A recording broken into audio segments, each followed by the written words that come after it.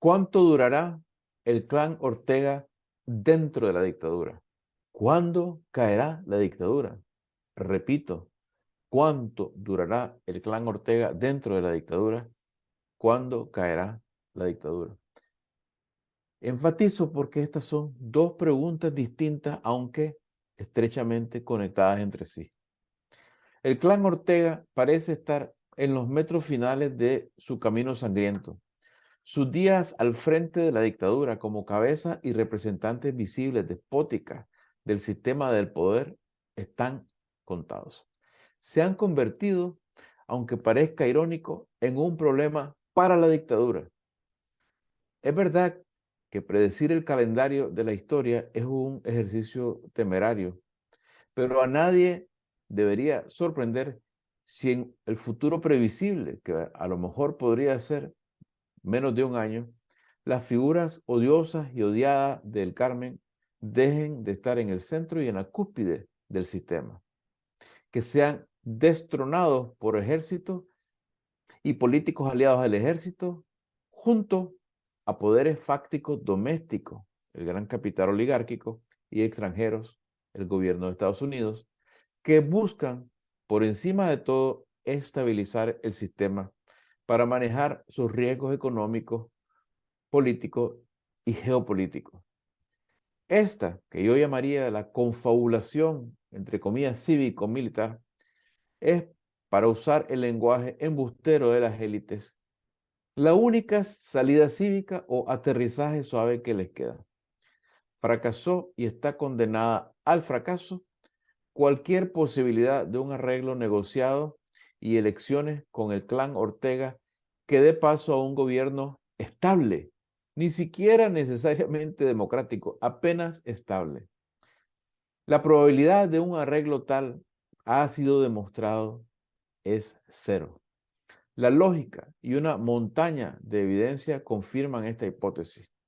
La probabilidad de una salida voluntaria del clan Ortega, que incluye, claro, a sus más cercanos como el general Avilés y otras figuras, es cero. Cero. Quemaron todos los puentes, rechazaron todas las tablas de salvación, tapiaron todas las puertas, han pasado a ser parias del mundo civilizado.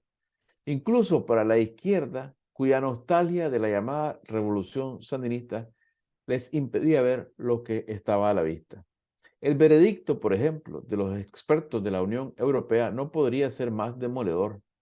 Los mismos elementos que justificaron la justicia de Nuremberg contra los líderes nazis al final de la Segunda Guerra Mundial están, dicen ellos, presentes en la documentación sobre las atrocidades de la tiranía orteguista.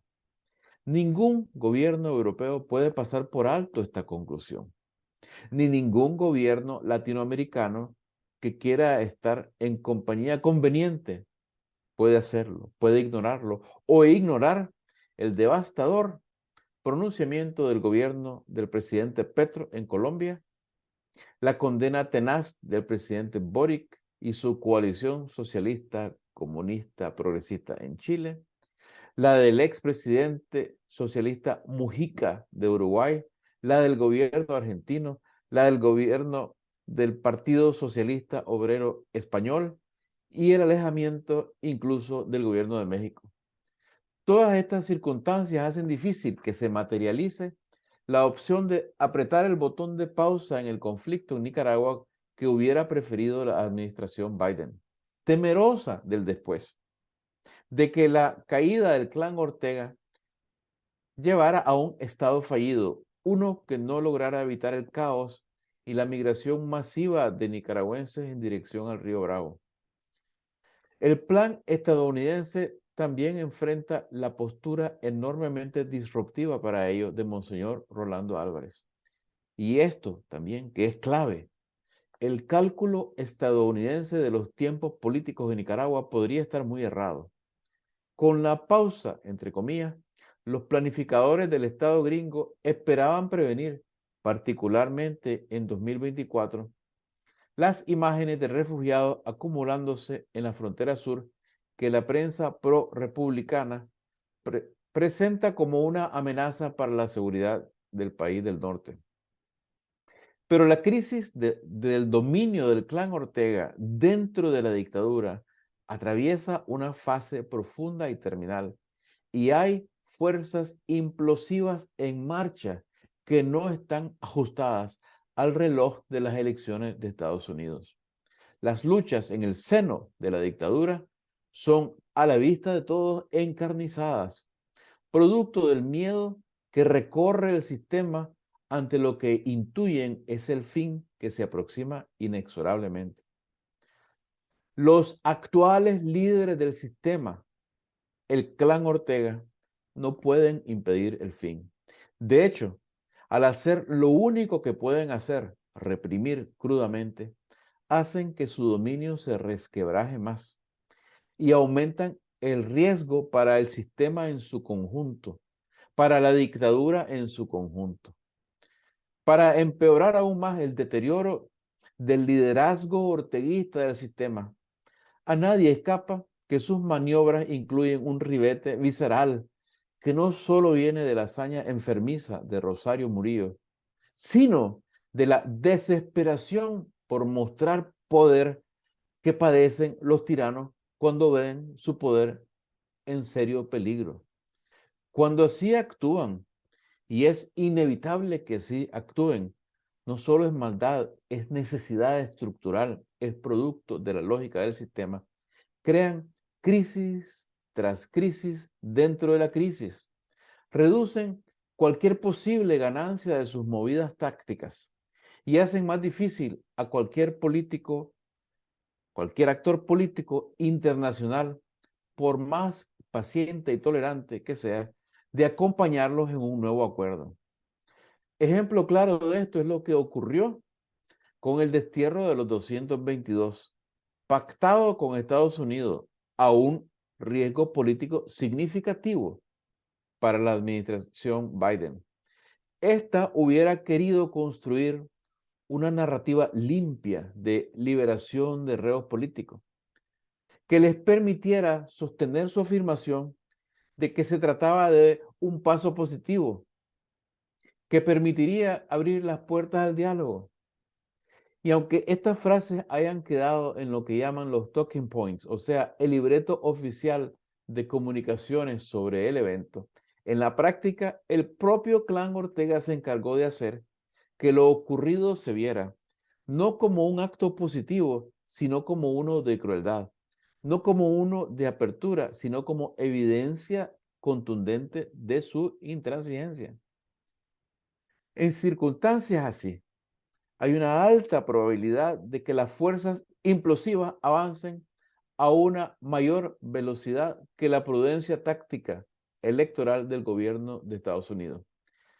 Esto quiere decir que existe una alta probabilidad de que la pausa deseada por Estados Unidos quede en el papel y que en vista de que un movimiento popular democrático que pudiera liderar otra alternativa en Nicaragua está apenas en desarrollo, las fuerzas de la, entre comillas, estabilidad vean necesario remover a través del uso de sus propios recursos e influencias al clan del Carmen. Interesantemente, fíjense, cuando la Unión Europea afirma que Nicaragua entera es escenario del crimen, y cuando tanto europeos como latinoamericanos descubren la monstruosidad fascista de la tiranía, muere la narrativa de víctimas del imperio, del orteguismo, lo cual da mayor legitimidad a toda acción que los gobiernos empujen para acabar con el reinado de terror de la pareja genocida. ¿Qué sucederá después? Un sagaz observador lo resumió de esta manera: quedaría la moneda en el aire. Uno podría decir, para completar quizá la intuición poderosa de esta imagen, que el apartamiento de los actuales líderes de la dictadura, por medio de fuerza de las élites, agentes políticos de la oligarquía, junto a políticos manifiestamente dependientes del Departamento de Estado, requeriría del ejército como columna vertebral del poder al iniciar la nueva etapa.